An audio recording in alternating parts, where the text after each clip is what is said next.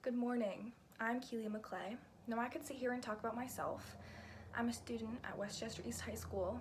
I'm a triplet with two other sisters. I have an older brother and an incredible father, and I've been playing field hockey for way too long.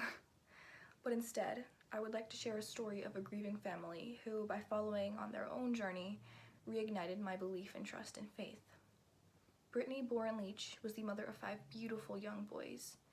However, several months ago, she tragically lost her otherwise healthy 6-month-old newborn, Crew, due to unexpected medical complications. I found her and her story through social media, where she shared continual posts about her pain and anger towards life and ultimately her faith. Brittany was an adamant believer in Christianity and God's work, and she used her platform to not only connect with others, but to share her own faith story. Brittany was beyond furious, to say the least. She was frustrated with life and so angry at God, asking why. Why did this have to happen to me and my family? I felt for her and in a way could truly empathize, not for her, but with her. See, I had that same feeling of anger, doubt, and vulnerability when my mom passed away and when more recent events occurred that hurt me and broke me down more than anything. I had this feeling, a gut instinct, to pray for her. So I did, and I remember starting off with, "Dear God, I know I don't do this often, and I don't even know if you're listening." I prayed, or tried to, for a miracle, or at the least a little bit of clarification for Brittany and her family in their decisions and relief of the unending suffering and the unimaginable pain that I couldn't even fathom. In the end, baby Crew passed away, but was a hero, donating his organs to other babies in need. Crew was a beacon of hope and life even in death, and even though Brittany and her family are still suffering, they feel validated knowing that this was Crew's destiny to save other babies and their subsequent families. This was the ultimate miracle that I and thousands of other people had prayed for. I am reminded of the community of faith, a community of like-minded individuals ready to lift you up. Following along on Brittany's journey and my one awfully worded prayer ultimately reaffirmed my belief and trust in faith. I know that my faith journey is not over as I continue to grow as a Lutheran and as a member of St. Luke, but I have learned that faith is not always represented as some grandiose aha moment or gesture. It's often the little things that allow us to question or reaffirm our position in Christianity. Faith is not to blame, but to be a beacon or a map to travel through the good and the bad of a skeleton of a plan that God has worked out for me and for you. Thank you. My faith journey began when I was baptized in 2005 at St. Luke. I was too young to remember my baptism, but I was welcomed into the church all the same. I've attended many classes and services for the church since then, and have been well versed in many of the teachings of Christ. I've also served as an acolyte and attended church-organized events throughout the years. However, what's made the largest impact on me in my experience at St. Luke has been the community. While many people oppose religious institutions due to a feeling of exclusion, St. Luke is one of the most inclusive communities that I know of.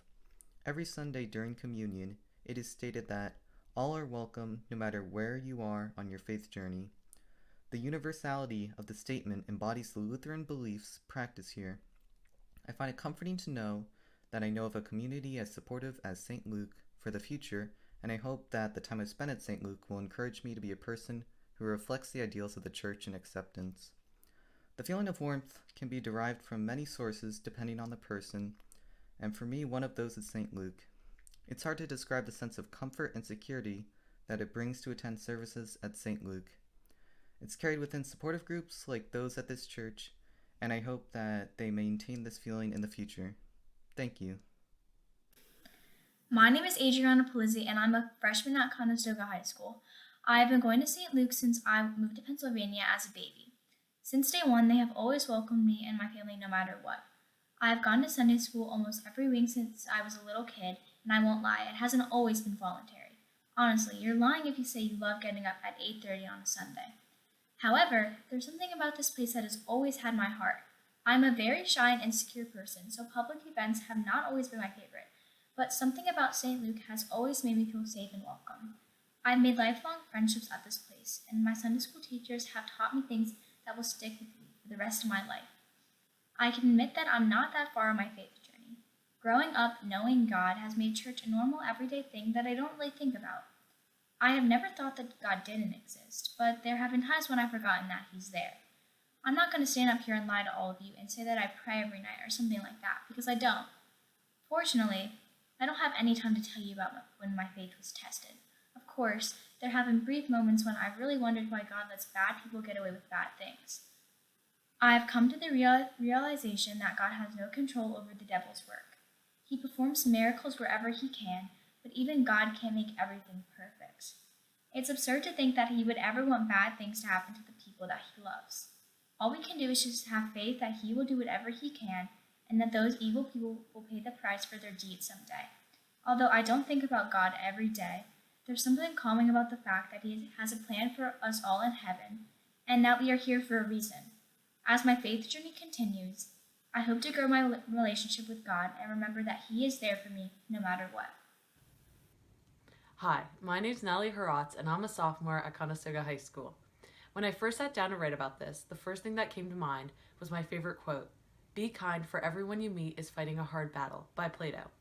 Throughout the years, I find it very hard to deal with my anxiety. I realized that no matter how much I was struggling, that did not give me an excuse to take it out on others. I also learned that everyone is struggling similarly to me.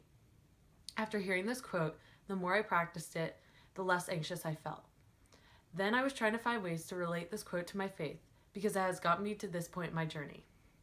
I learned that faith takes a lot of practice and can be used as a foundation to help me manage my anxiety.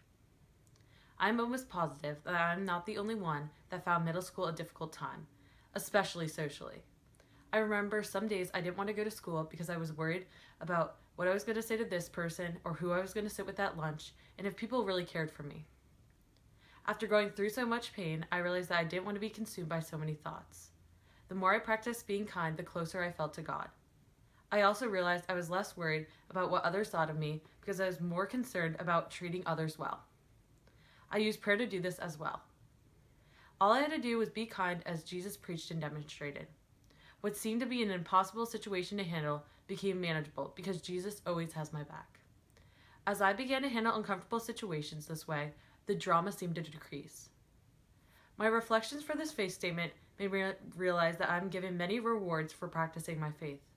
I'm rewarded with perspective, strength, and love, to name a few. I believe nobody has the correct answers, so using perspective helped me understand what others were going through. Whatever my troubles are seem even worse when I don't have perspective. But I use my faith and know this too shall pass.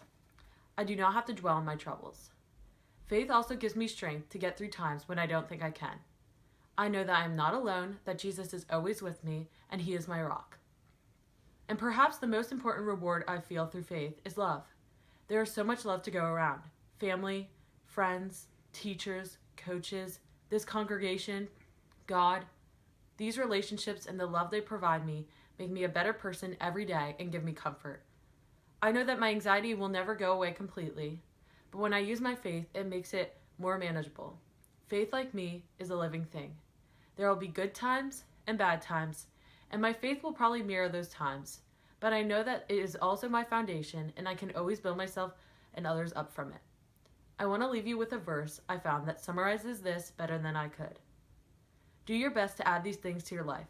To your faith, add goodness, knowledge, self-control, patience, service for God, and kindness, for your brothers and sisters in Christ, and to this kindness, add love. Hi, my name is Alex Freitag, and I was born and baptized in Greensboro, North Carolina. My family and I moved here when I was about 3 years old. When we went to St. Luke's, we were immediately accepted in the St. Luke's family. St. Luke's community is like an extended family that cares for each other and looks out for each other. When I was younger, I did not like to get up early in the morning on a weekend and go to Sunday school and then have to sit through a service. As I got older, though, I realized it is a place where parents go not just to drop us off for a little bit and get away from us, but it is a place for forgiveness where I can go to talk to God and Jesus. When I go to church, it feels like anything else in the world just goes away. I look to continue my faith through the good and bad times. Even this year with the pandemic and forest fires, it may feel like God is not there. I know God has a plan, though, and he will get us through these tough times. I believe the world will come out stronger and better than ever. The community has all come together to make quarantine bearable and keep everyone healthy and safe. My faith, my family, and my St. Luke's family is helping me get through these hard times by praying and believing that we are in it together. Life can get hard, but I look to God for guidance as I continue my spiritual journey. Hello, my name is Jenna McClay, and I would like to talk to everyone about my journey through faith. Throughout my life, I've gone through some events that some may find saddening or maybe even disheartening. I, on the other hand, find that these events have only made me a stronger person and have helped me to grow and mature into who I am now. My mother's passing has helped me to realize that life is long, but it's also pretty short, so don't waste a second of it. Even though I was young, I still enjoyed the time I had with her, and I'm positive she did too. I've also realized that you don't really know what other people are going through, so don't be that person that judges the book by its cover because they could be going through literally anything. There's the insecurities that people go through, whether it was last year or you're experiencing some right now. I know that a lot of people compare themselves to others, but there's no reason to give in to those insecurities or that voice in your head because everyone is unique and beautiful in their own way. Appreciating all the things that are good in my life have helped me get through these events. I have a group of amazing friends that are always willing to be there for me.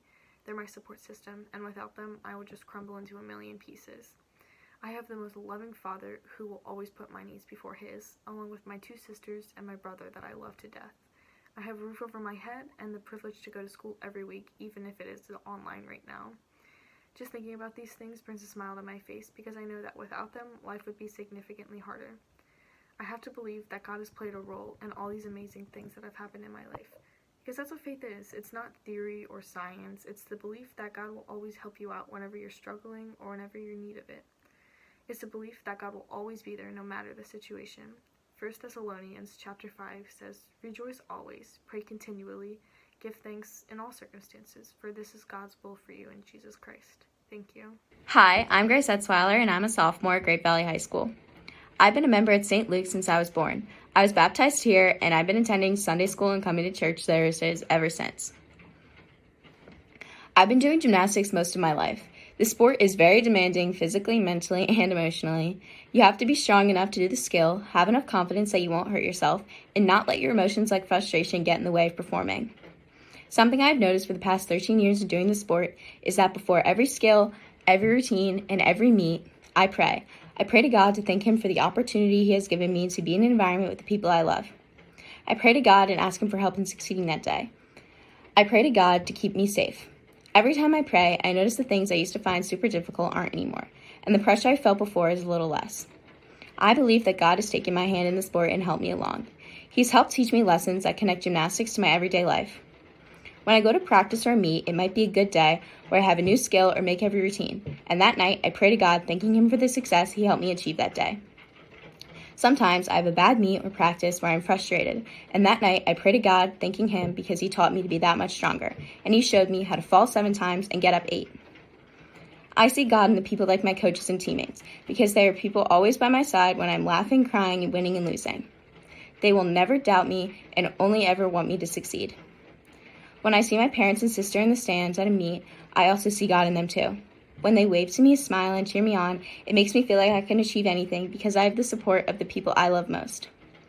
Gymnastics has made it difficult for me to do anything but the sport because of the long hours in the gym and the meets almost every weekend.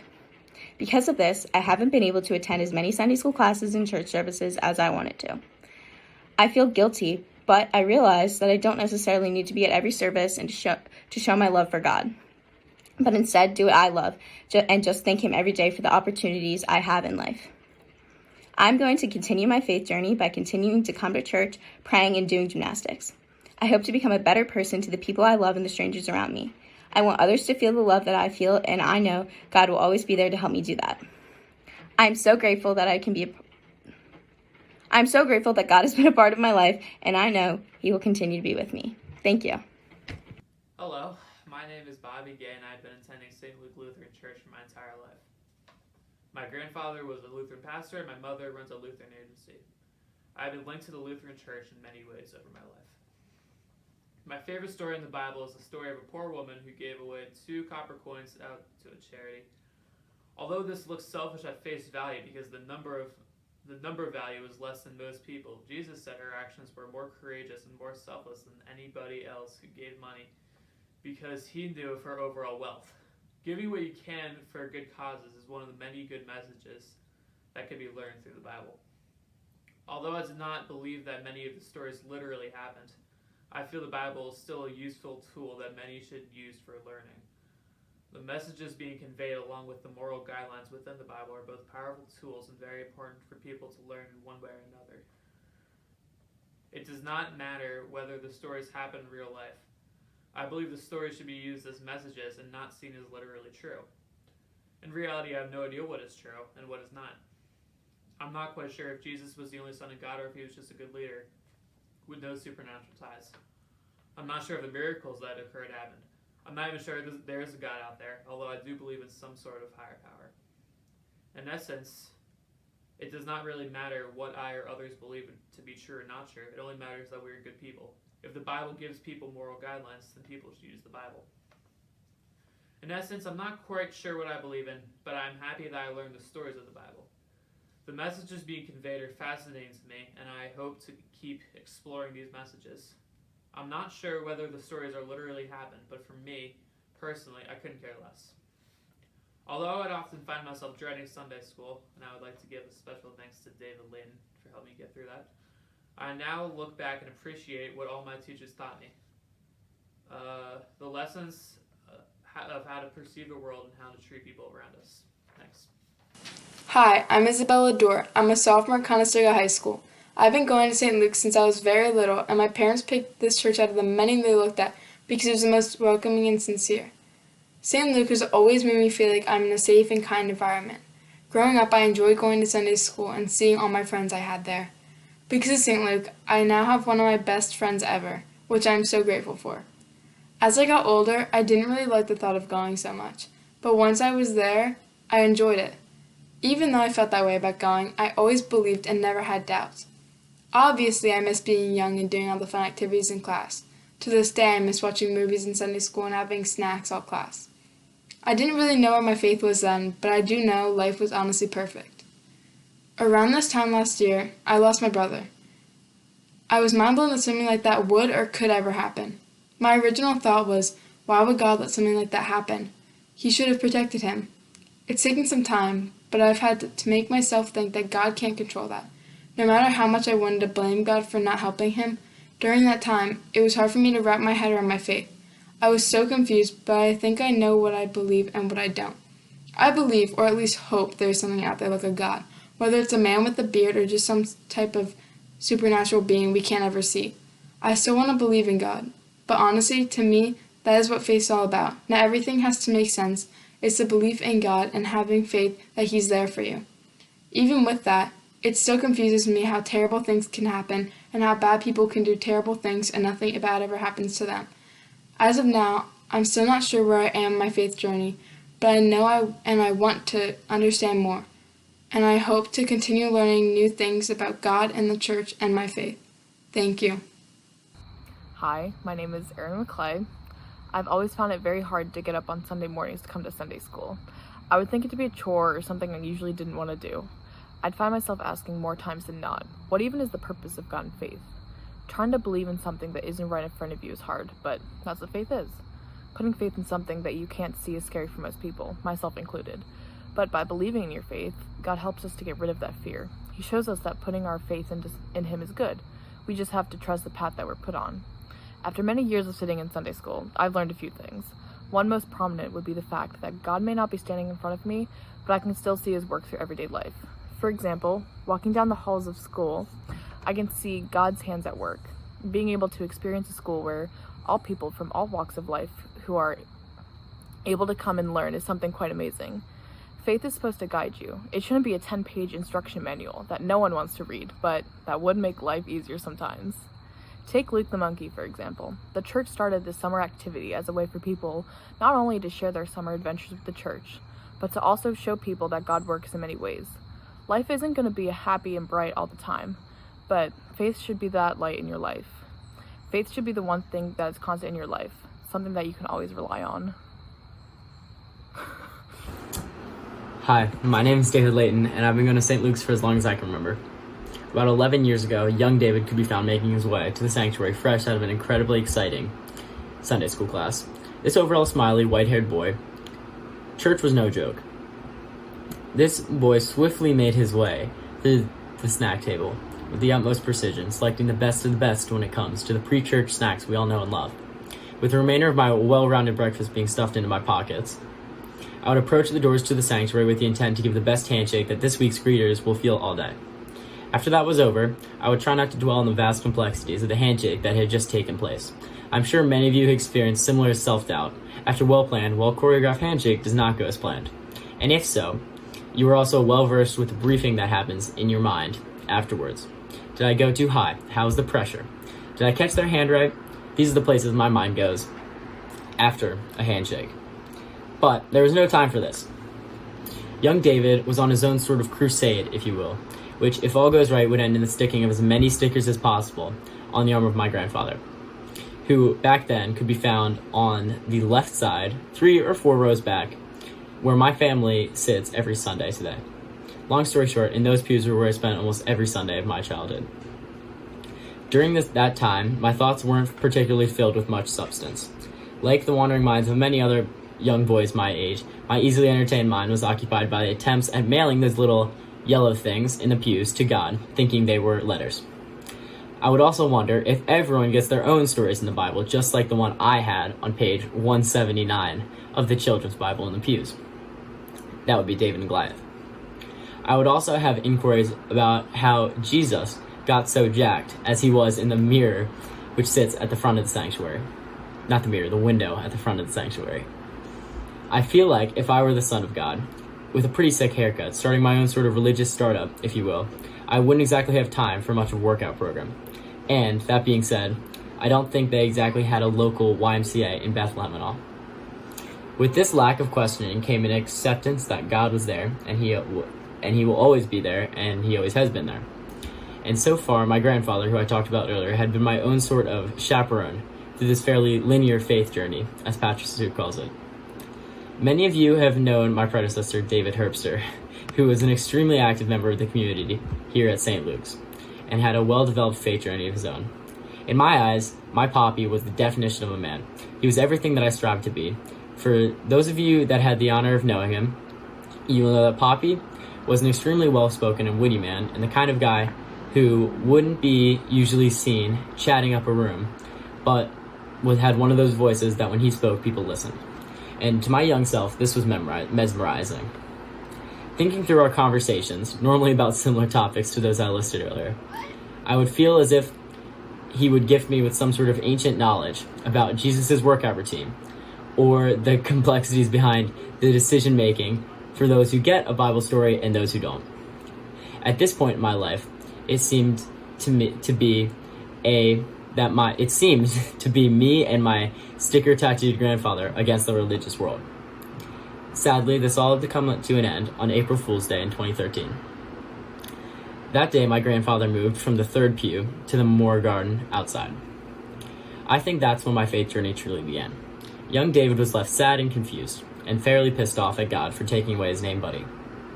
And this little boy wasn't quite as smiley as the one he used to be, but eventually I got past it. I began to discuss my now slightly deeper religious inquiries with my best friend Bobby, who's actually getting confirmed today as well. These conversations would take place between wrestling matches, lightsaber fights, and games of Mario Kart. But either way, these conversations were our way of figuring out the world and how we should perceive it. But here's the thing. As I got older, bad things kept happening, such as the injury of my cousin Logan, the death of my dog Phantom. And throughout my faith journey, though my faith journey has had some ups and downs, but the more I think about it, there is one thing that has always been there, and that's people. In September last year, my best friend suffered a life-threatening injury to his neck and spine and left him with difficulty to move most parts of his body. I have known Bodie for about 5 years now, and I'll be honest, we weren't friends at first. When I first met him on the lacrosse field in 4th grade, I despised Bowden Miller. I saw him as arrogant, conceited, and generally a jerk. So, me being a good citizen, I made it my goal as a defenseman to beat this kid in every drill that we had. At the end of the day, no matter how many times we knocked each other down, we would always help each other up. Over time, we had numerous injuries and numerous passive-aggressive comments, but they eventually turned into friendly competition and laughter after practice. Finally, it seemed my enemy on the lacrosse field turned into my best friend off the field. In both of us being a little too competitive at times, having to pick each other up became routine. In the next 4 years of our friendship, this would happen too many times to count. And when I heard about his injury, it was apparent that it was my turn to pick him up. Although I would never tell him this, the time I spent with him in the hospital, sharing similar passive-aggressive comments to those in the lacrosse field, I was amazed at his ability to put what happened to him to the side and focus on the problems ahead of him. With faith, he would get better. A few months later, Bodie is walking, talking, and going to parties, just returned to school. Many of you might be thinking, yay, great story. But what about the whole God thing? Personally, I don't know if God is real or not. I believe there are many forces in this universe that we don't understand, and we are not meant to understand.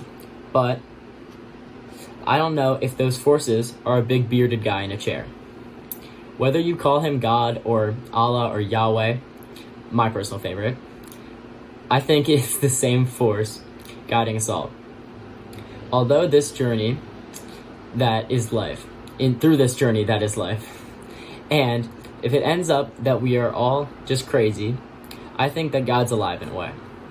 When I think about all the good that this congregation alone has done, I can't help but think that there is something behind that.